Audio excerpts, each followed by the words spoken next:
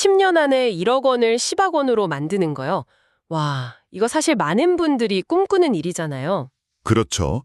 누구나 한 번쯤은 상상해보죠. 근데 막상 그런 기회를 어디서 또 어떻게 찾아야 할지 생각하면 좀 막막하게 느껴지기도 하고요. 네, 그래서 오늘 우리가 한번 깊게 파고들어 볼 내용은 바로 이런 10배 성장의 잠재력을 가진 기업을 어떤 관점으로 찾아볼 수 있을까 이겁니다. 특히 모두가 아는 그런 거대 기업이 아니라 작지만 폭발적인 성장 가능성을 가진 곳에 주목하는 이유를 한번 이야기해 보려고 해요. 네, 맞아요. 그 핵심 원리는 사실 아주 간단합니다. 시가총액 4천조 원짜리 회사가 4경 원이 되는 것보다요. 1조 원짜리 회사가 10조 원이 되는 게 훨씬 현실적인 이야기라는 거죠. 아, 규모가 아니라 비율이군요. 바로 그거죠. 중요한 건 성장의 절대적인 규모가 아니라 비율에 집중하는 전략이에요.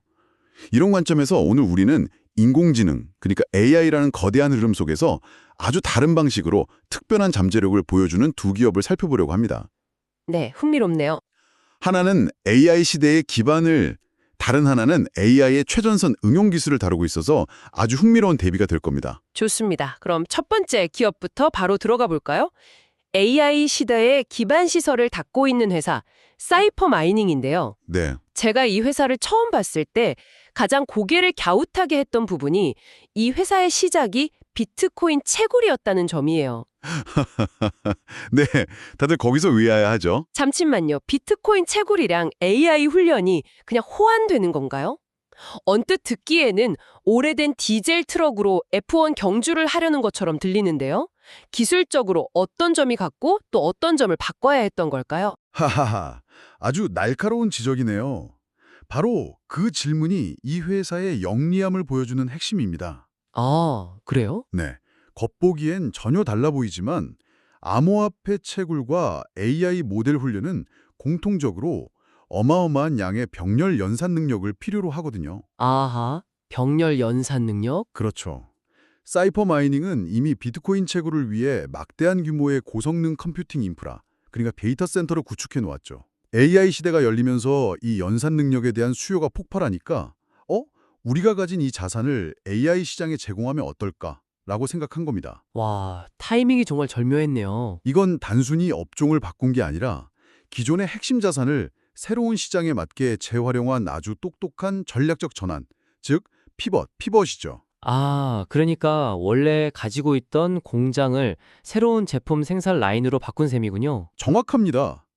이런 전략적 전환을 보면 20년 전에 넷플릭스가 DVD 대여 사업에서 스트리밍으로 넘어갔던 순간이 떠올라요. 아, 맞아요.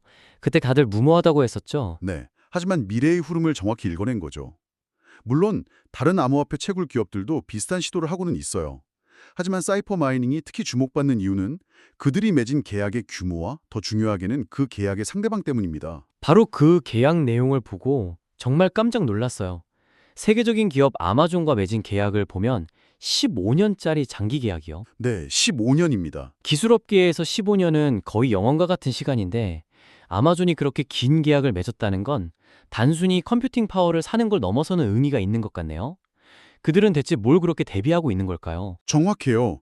이건 단순한 구매 계약이 아니라 미래의 핵심 자원인 컴퓨팅 파워를 안정적으로 확보하려는 아마존의 전략적인 수입니다. 아, 지금 AI 기술 기업들은 너나 할 것 없이 GPU 확보 전쟁을 벌이고 있거든요.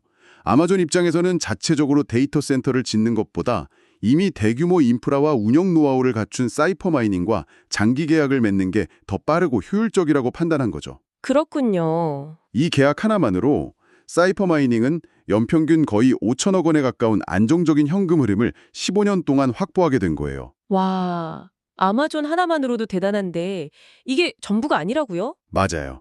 구글의 모 회사 알파벳이 지원하는 AI 클라우드 플랫폼 플루이드 스택과의 계약도 아주 중요합니다. 플루이드 스택이요? 네. 여기서 플루이드 스택은 여러 AI 스타트업들에게 컴퓨팅 파워를 빌려주는 사업을 하는데 그러려면 자신들이 쓸 막대한 양의 인프라를 안정적으로 확보해야 했고 바로 그 파트너로 사이퍼 마이닝을 선택한 거죠. 아하. 이 계약들을 모두 합쳐보면 어떨까요? 아마존과 플루이드 스택에서 나온 장기 계약 총액만 거의 100억 달러, 우리 돈으로 13조 원이 넘습니다. 13조요? 와. 이건 시장에 보내는 아주 강력한 신호예요. 세계 최고의 기술 기업들이 우리 인프라를 절실히 원하고 있다는 걸 증명한 셈이죠. 와, 지금 확보된 파이프라인만 3.2기가와트라고 하니 앞으로 성장 잠재력도 엄청나겠네요. 그런데 이렇게 좋은 이야기만 들으면 오히려 좀 불안해지는데요. 하하, 그렇죠. 분명히 리스크도 있을 것 같아요. 예를 들어 갑자기 AI 연산에 필요한 기술이 완전히 바뀌어버려서 지금의 데이터 센터가 전부 고철이 되어버릴 위험은 없을까요? 물론이죠. 아주 중요한 포인트입니다. 가장 큰 리스크는 두 가지를 꼽을 수 있어요. 첫째는 말씀하신 기술의 변화, 즉 기술적 낙후 위험이고요. 네. 둘째는 데이터 센터 운영에 막대한 전기료가 필요한 만큼 에너지 비용의 변동성입니다.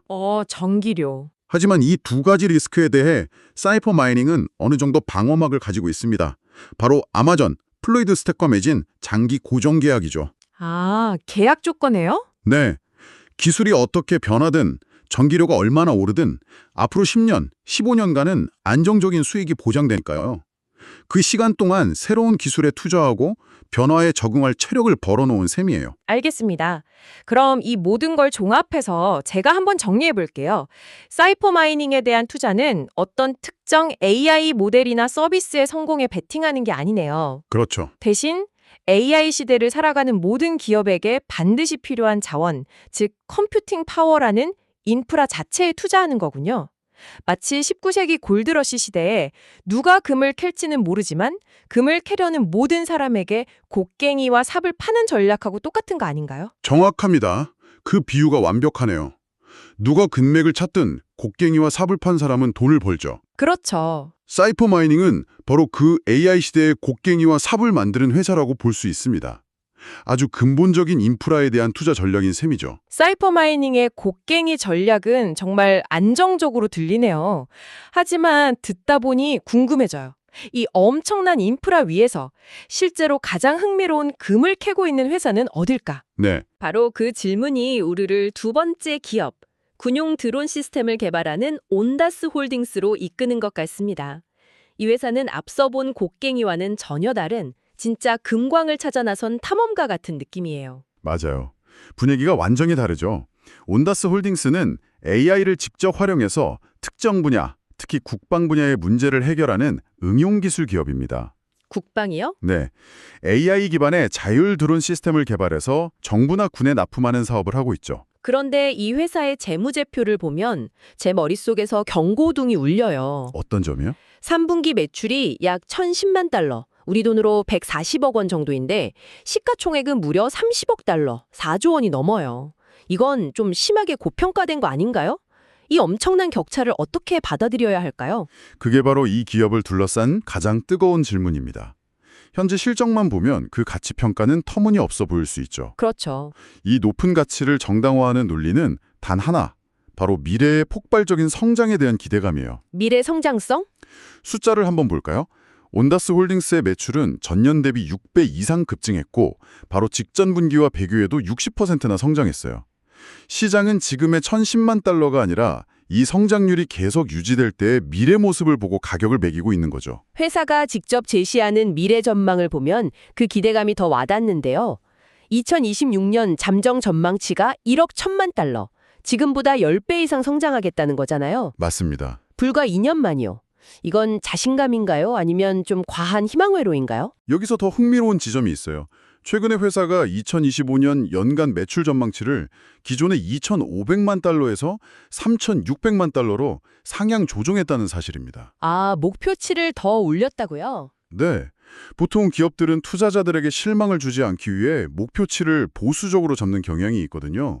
그런데 이렇게 공격적으로 목표를 올린다는 건 경영진의 우리 사업이 지금 예상보다 훨씬 잘 풀리고 있다는 강력한 신호를 시장에 보내는 겁니다. 단순히 말로만 하는 게 아니라 뭔가 믿는 구석이 있다는 뜻이겠네요. 그렇죠.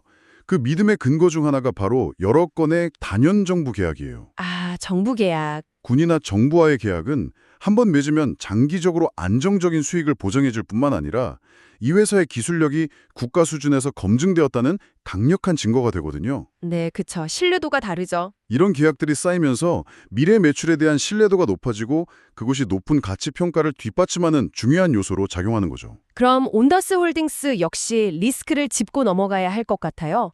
사이퍼 마이닝이 기술 변화와 에너지 비용이라는 리스크를 가졌다면 이 회사의 가장 큰 리스크는 뭔가요? 만약 그들이 예상했던 폭발적인 성장을 이루지 못하면 지금의 높은 가치는 신기루처럼 사라져버리는 거 아닐까요? 정확합니다. 이 투자의 성패는 전적으로 실행력에 달려 있어요. 실행력. 네, 경영진이 약속한 성장률을 실제로 달성해 내느냐 못하느냐가 모든 것을 결정하죠. 만약 분기 실적이 시장의 기대를 한두 번이라도 충족시키지 못하면 주가는 아주 큰 폭으로 하락할 수 있습니다. 아, 정말 하이리스크 하이리턴이네요. 맞습니다. 그래서 온다스홀딩스에 대한 투자는 현재의 모습이 아닌 아직 실현되지 않은 미래의 가능성에 투자하는 고위험 고수익 게임에 가깝다고 볼 수 있어요. 그만큼 짜릿한 성공을 안겨줄 수도 있지만 실패의 위험도 항상 염두에 둬야 하는 거죠. 자, 오늘 두 기업 이야기를 나눠보니 정말 흥미롭네요. AI라는 하나의 거대한 흐름에 올라타는 두 가지 완전히 다른 방식을 본 것 같아요. 네, 그렇죠. 한쪽은 AI 시대에 모두에게 필요한 곡괭이 같은 인프라를 제공해서 안정적으로 성장하는 사이퍼 마이닝, 다른 한쪽은 군용 드론이라는 특정 분야에서 금광을 캐내려고 폭발적인 성장에 모든 것을 거는 온다스 홀딩스. 맞아요. 오늘 살펴본 두 사례는 새로운 기술의 시대에 투자할 때 나타나는 본질적인 두 가지 전략을 아주 잘 보여줍니다. 어떤 전략이죠? 모든 플레이어에게 반드시 필요한 기반에 투자할 것인가? 아니면 그 기술을 활용해 시장을 선도하는 선두주자에게 투자할 것인가? 기반 시설은 상대적으로 안정적이지만 성장 속도는 더딜 수 있고요. 선두주자는 성공하면 엄청난 보상을 얻지만 실패의 위험도 그만큼 크죠. 이건 비단 AI뿐만 아니라 인터넷 초기, 전기차 시대 등 모든 기술혁명의 초기에 반복되어 온 패턴이기도 해요. 오늘 이야기를 듣고 계신 여러분에게 마지막으로 질문을 하나 던져보고 싶네요. 네. 기술의 미래를 생각해 볼 때 가장 큰 기회와 가치는 과연 어디에 있을까요? 세이퍼 마이닝처럼 새로운 시대의 고속도로를 건설하는 데 있을까요? 아니면 온다스 홀딩스처럼 그 고속도로 위를 달릴 혁신적인 자동차를 만드는 데 있을까요? 이 질문에 대한 여러분의 답이 미래를 보는 새로운 관점을 열어줄지도 모릅니다.